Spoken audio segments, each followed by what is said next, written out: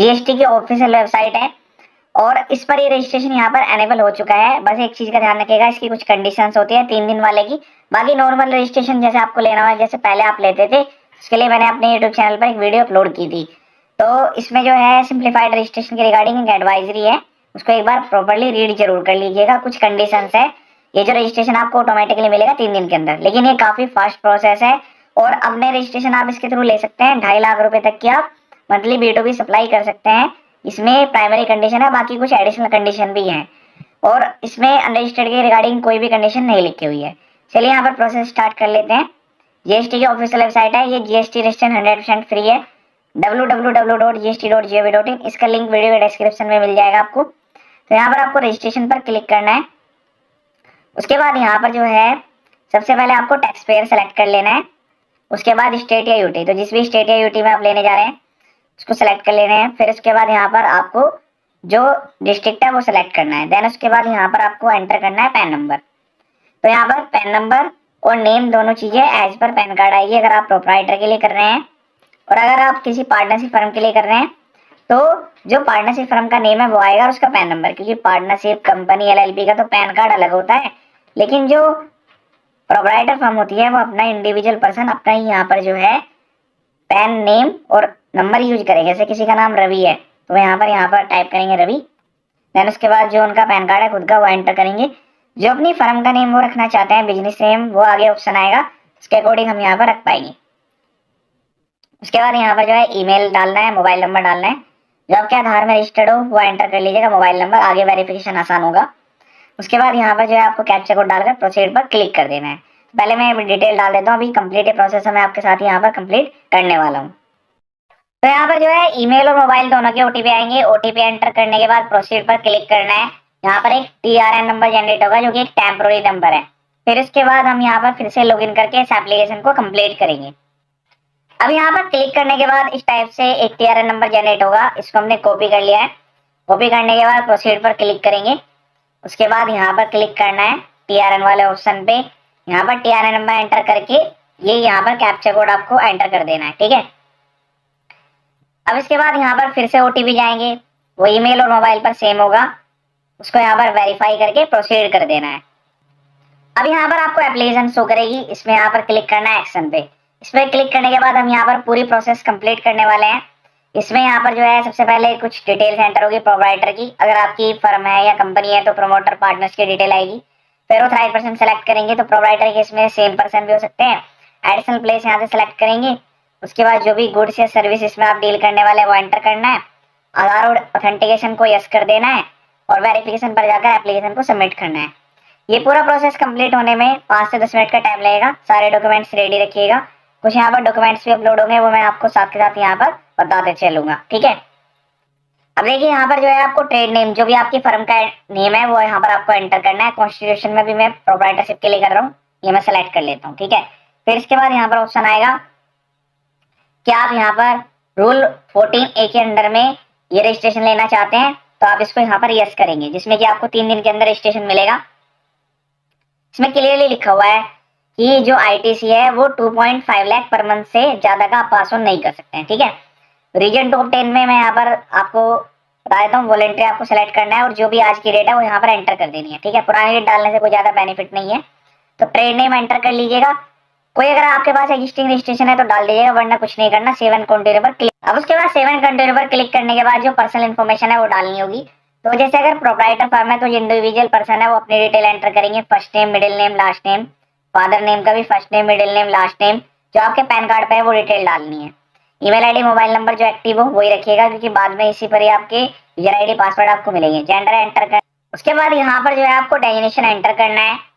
तो individual person के case में तो प्रोप्राइटर एंटर करेंगे, बाकी अगर आपकी पार्टनरशिप फर्म है, कंपनी है, तो वन बाय वन करके यहाँ पर जो है आपको ये ऐड करने की रिक्वायरमेंट आएगी। तो जितने भी पर्सन है सबके लिए सेम डिटेल ऐड होगी, और जो आपका पैन कार्ड है उसमें जो डिटेल्स है उसके बेस पर ही एंटर करना है, ठीक है। पहले मैं प्राइमरी डिटेल्स यहाँ पर एंटर कर लेता हूँ, फिर इसमें नीचे एड्रेस भी यहाँ पर ऐड करना होगा। तो जैसे प्रोप्राइटर फर्म है तो केवल प्रोप्राइटर का जो खुद का एड्रेस है वही डालिएगा, जो आधार में रजिस्टर्ड एड्रेस है वो डाल देंगे तो ज्यादा बेटर रहेगा, ठीक है। उसके बाद जो भी एड्रेस है आपका वो यहाँ पर आपको लोकेट करना है, मतलब पिन कोड डाल दीजिएगा। उसके बाद एरिया यहाँ पर आ जाएगा, उसको सिलेक्ट करके देन उसके बाद जो भी एड्रेस आपका प्रॉपरली आधार कार्ड में वो यहाँ पर एंटर कर देंगे। देन उसके बाद यहाँ पर फोटो भी आपको अटैच करने की रिक्वायरमेंट आएगी। तो यहाँ पर जो है आपको फोटो अटैच करना है, 100 KB तक का फोटो होना चाहिए और इस वाले ऑप्शन को यस कर देना है। अगर आप चाहें तो यहाँ पर सेल्फी भी लगा सकते हैं। उसके बाद सेव एंड कंटिन्यू पर क्लिक कर देना है। उसके बाद नेक्स्ट पेज पर एक ऑप्शन आएगा, तो प्रोप्राइटर के लिए आपको यहाँ पर प्राइमरी ऑथराइज सिग्नेटरी पर टिक कर देना है। लेकिन जैसे यहाँ पर आपके काफी सारे पर्सन हुए, अगर पार्टनरशिप फर्म है या कंपनी है, तो उस केस में आप जिसको बनाना चाहते हैं केवल उसी केस में टिक करिएगा। और यहाँ पर एक ऑथराइजेशन लेटर भी अटैच होगा। जो ऑथराइजेशन लेटर है या फिर कंसर्न लेटर रजिस्ट्रेशन है, उसको लेने के लिए आपको, या फिर रेंट एग्रीमेंट है, उनके जो फॉर्मेट्स है वो वीडियो के डिस्क्रिप्शन में भी आपको मिल जाएंगे। आप ये वाले डॉक्यूमेंट जैसे ऑथराइजेशन लेटर है, कंसर्न लेटर है, सिंपल पेपर पे बना सकते हैं। लेकिन रेंट एग्रीमेंट अगर आपको बनाना है तो फिर वो आपको स्टैम्प पेपर पे बनाना होगा और वो भी नोटराइज्ड। ठीक है, तो ये डिटेल्स यस करने के बाद सेव एंड कंटिन्यू पर क्लिक कर देना है। इस वाले ऑप्शन में आपको कुछ नहीं करना है। उसके बाद सेव एंड कंटिन्यू पर क्लिक करके प्रोसीड करेंगे। अब यहाँ पर आपको एंटर करना है बिजनेस प्लेस का एड्रेस, जहाँ पर आप बिजनेस करना चाहते हैं। तो वो आपको यहाँ पर सेम जैसे अभी हमने किसी पर्सन का एड्रेस ऐड किया था स्टार्टिंग में, सेम उसी तरीके से यहाँ पर मैप करना है। ठीक है, तो यहाँ पर जो है एड्रेस का पिन कोड यहाँ पर सेलेक्ट कर लीजिएगा। फिर उसके बाद जो है इस तरीके से सेलेक्ट करेंगे, कंफर्म पर क्लिक करेंगे। कोई वैलिड एड्रेस नहीं है, इसको डिलीट करके प्रॉपर्ली जो आपके इलेक्ट्रिसिटी बिल, ध्यान से समझिएगा मैंने क्या बोला है, इलेक्ट्रिसिटी बिल। पहली बार जो मैंने बोला था वो बोला था आधार कार्ड। तो अब यहाँ पर जो बिजनेस प्लेस है उसके लिए अटैचमेंट लगेगी, दो प्रूफ यहाँ पर लगेंगे। एक तो आप इलेक्ट्रिसिटी बिल या कोई भी यूटिलिटी बिल लगा सकते हैं, और दूसरा कि भाई आपका जो वो बिजनेस प्लेस है वो किस टाइप का है, मतलब रेंटेड है तो रेंट एग्रीमेंट, अगर खुद से ओन करते हैं तो ओनरशिप के पेपर, जैसे कि कोई भी प्रॉपर्टी टैक्स की रसीद हो गई, और अगर वो कंसेंटेड मतलब किसी रिलेटिव के एड्रेस पे है, रिलेटेड पर्सन के, तो उससे कंसेंट लेटर। ठीक है, तो ये दो डॉक्यूमेंट यहाँ पर अटैच करने होंगे। तो पहले यहाँ पर एड्रेस डाल देना है, फिर उसके बाद कुछ पॉइंट्स है वो भी मैं यहाँ पर आपको बता देता हूँ। एड्रेस एंटर करने के बाद यहाँ पर जो है आपको ये सेक्टर सेलेक्ट करने का ऑप्शन आएगा। तो स्टेट का जुडिक्शन सेलेक्ट करना है, फिर उसके बाद सेंटर का करना है। सेंटर के लिए तो उन्होंने लिंक दिया है, उसके अकॉर्डिंग आप एक बार अपना एरिया चेक कर लेंगे।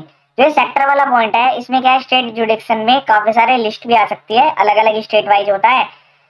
कभी आपको जो है अगर इसमें प्रॉब्लम आ रही है तो आप स्टेट की वैट की साइट होती है, हर स्टेट में वैट की साइट होती है, उस पर जाकर एरिया सर्च करेंगे तो मिल जाएगा। कुछ स्टेट में क्या है कि जैसे पिन कोड डाला उसके बाद केवल जैसे यहाँ पर एक ही ऑप्शन आ रहा है तो एक ही ऑप्शन आएगा, ये सेलेक्ट कर लेना है। सेम इसी तरीके से इस केस में जो ये वाला ऑप्शन है ये भी लिमिटेड है, बाकी आपके केस में हो सकता है मल्टीपल ऑप्शन हो।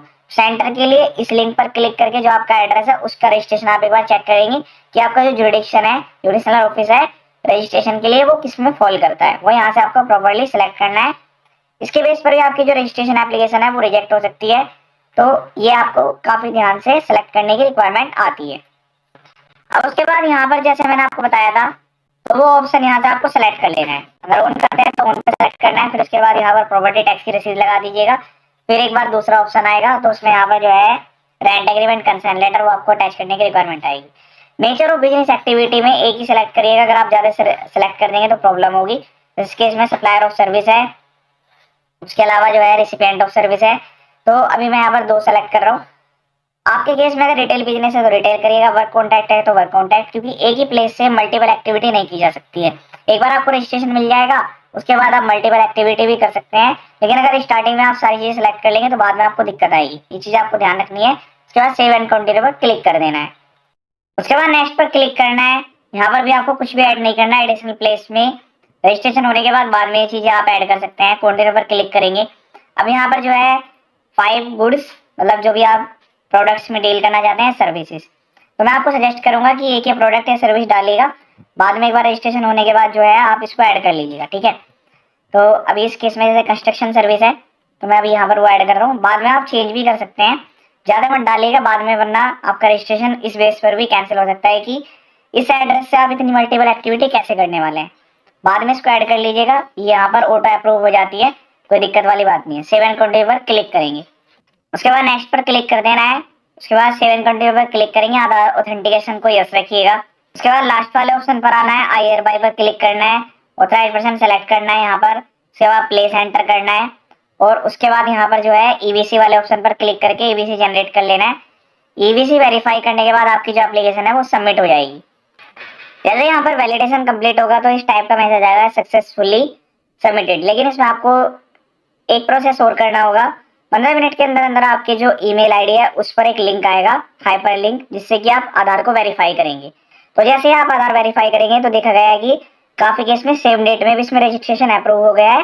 वैसे 3 दिन का तो टाइम लिमिट है यही, 3 दिन के अंदर अंदर आपका जो जीएसटी नंबर है वो ऑटोमेटिकली अप्रूव हो जाएगा।